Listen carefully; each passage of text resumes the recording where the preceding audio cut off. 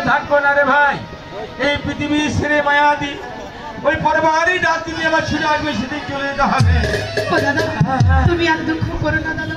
ও দাদা তুমি অনেক দূর থেকে এসছো, তুমি খালি তুমি বিশ্রাম নাও। আমি যাই ভিতর বাড়ি গিয়ে কিছু রান্না করি, আমার রান্নার কাজ শেষ হলে তোমাদের থেকে কিনবো। যাই দাদা।